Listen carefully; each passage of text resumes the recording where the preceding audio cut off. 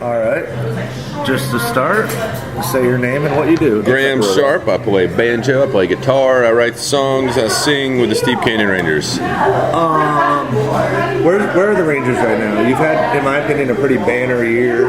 Yeah. The album was too much acclaim, and then you played probably some of the biggest shows you've ever played this summer, I would assume. Yeah, I mean, we played a lot of killer shows this summer. We had a really busy year with Steve and Marty this year doing their comedy show. So, we had some killer shows in there with them, like,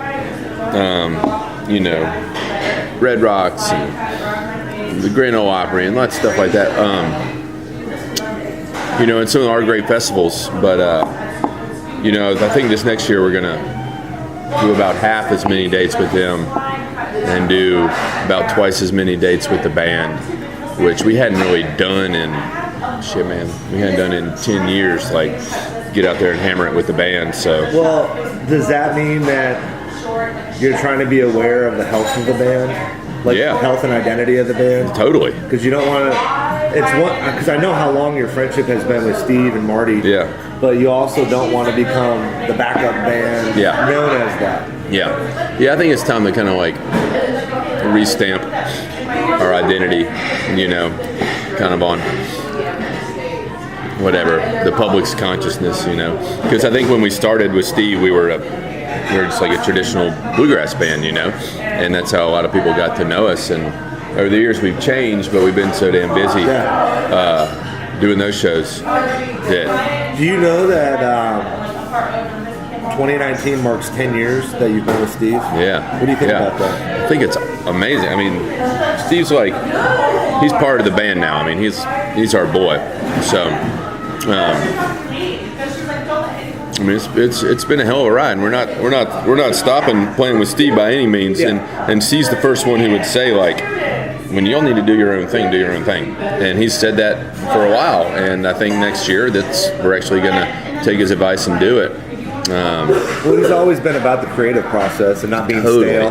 Totally. That's his like whole thing for himself, and that's what he wants for us. So I think it would be a good thing for all of us to kind of step away from him a little bit. Yeah, I think so. And for the band especially, like, I'm just so excited. I remember vaguely what it feels like to have your band that like works every weekend or like multiple times a week. Earl Scruggs said at one point, you got to be playing together like 5 times a week to sound like a band, and we hadn't done that in years. So it's gonna feel good, and everybody's so excited for it. We got big shows booked. We got You going to the studio at all? Yeah, well, we've actually been in the studio a little bit, just kind of cutting some demos, and so we may start recording some stuff as early as February. And got like Red Rocks booked next year. We got the Ryman booked. We got like Telluride. So you'll be headlining Red Rocks? No, we're playing with the Wood Brothers. Oh shit! Damn straight. Damn. Yeah. So we're trying to look at it like, it's weird to say like after you've been doing it as long as we are that like this year is like critical for the band, but I think it is. Now, how did all that start with Steve? I mean, I know geographically it makes sense how paths cross, but when was it that the whole idea of like, hey, let's tie stuff together? Yeah. I mean, he had never played with a band before he got together with us. So when we knew we were getting ready to play together, we just like learned his CD. That was The Crow. Learned The Crow backwards and forwards. Got together in Woody's cabin over near Brevard one day, and it was just like, you could tell he was just blown away that we knew these songs, and he could play with the band just like hand in glove, but he wasn't really ready to do a show, it took like some convincing, I think, for him to convince himself. And those first shows we did, it's like jumped into the biggest venues, the biggest crowds like right away, and I mean, not going to say we weren't ready, but the show wasn't what it turned out to be. You know, he didn't want to do any comedy off the top. He wanted it to be just like a music show, and it was great. But it just grew. You know, once he got comfortable on stage, he could start telling some jokes and just loosen the whole thing up. I think from my perspective, what makes it work so well is that there's not only a mutual respect, but there's also a mutual partnership. I look at the way Steve looks at you guys as another chapter for him, vice versa. Like it's not like, oh, I'm Steve Martin, come with me. It's like, no. Hey, I really think that we could mutually beneficial, mutually creative aspirations. You know? Yeah, I mean, you know, I think we're I think we're really a sounding board for each other, you know? Yeah. I think, and that kind of trust takes a little while over time, you know? I mean, for us, you know, it took a little while to say to Steve Martin, who's, you know, hugely successful, just when he brings something to say, no, we don't like that, or maybe we should change this or keep working on this, you know, rather than just say, oh, it's great, let's, you know, it's solid gold, but which, you know, and then the other side of that is just trusting somebody when they bring something, if they do believe in it, and like being willing to put in the time and work on it, and it surprises you a lot of times. You can blow your nose again if you want. Man, my nose has been running for like 8 weeks now. No, I hear you, man.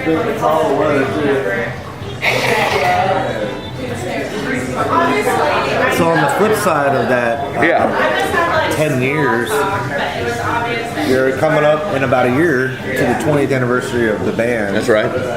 What do you think about that number? It's been crazy, man. Like, it's a hell of an achievement. I mean, it's hard to keep a band together for 20 years, especially with like a solid of a lineup as we've had.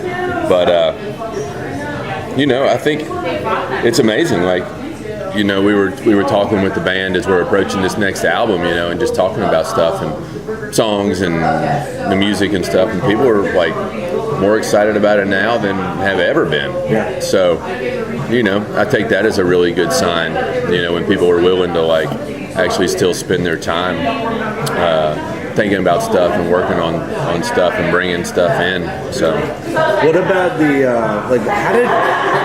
How did the it was really quiet for like but I'm still really young. Somehow I've done this for 20 years. I'm still really young. Yeah, so you were what? Like, right? 22? Yeah, we were coming up on 20 when we first met with these guys. So how did you, I mean, you all went to school together, the initial three, right? Yeah. And so how did y'all meet? Just jamming out in the dorm rooms? I think just drinking beer and just hanging around, you know. I mean, we were just buddies. And then, you know, a couple groups of friends, guys had a mandolin or a guitar, and I had bought a banjo sometime in there. And that was you and Charles and Woody. Yeah. And then a couple more folks from Chapel Hill,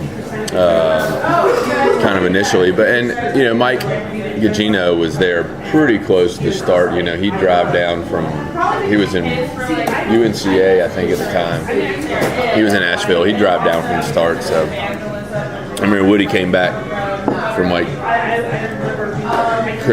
summer break one year. He's like, I met this guy back home. He can play the old home place. We're like, no shit, we gotta get him in the band. That's wild, man. So do you remember the first show, where it was? Mm-hmm. What was the first show? It was Linda's downstairs in Chapel Hill. And man, it was like out the door packed, you know, just like with all our buddies, and I don't think you could hear it. All our friends, man, people were like standing on the bar, and like we knew about 6 songs and just played them over and over again. What do you think about that when you apply it to the fact you just told me you're going to play Red Rocks this summer? Yeah. What do you think about that timeline from there to here? Shit, man. I mean, about that time we were driving out west. About that time, we were still driving out west in the summer to go to like the Rocky Grass Festival, and then we go to a show at Red Rocks. Yep. And it's never, you know, I don't know, when you start off playing like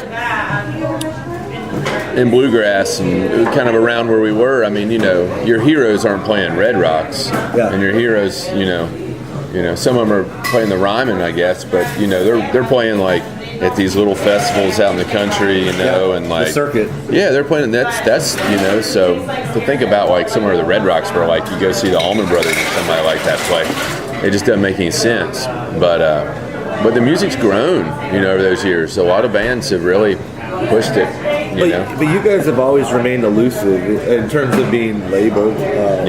Is that subconscious or conscious or both? I think it's subconscious. I mean, we never, there was a while there where we were really focusing on early about like being able to go to those festivals and like, we were like, well, we got to have like learn from the source. Yeah, and like, the whole thing was how do you put a set together to be able to play in front of Doyle Lawson or Lonesome River Band, We're like, well, we need like some killer quartet songs and we need some like these songs and some of this and so at that point we were really like, how do we do this? And then it just sort of went to shit from there.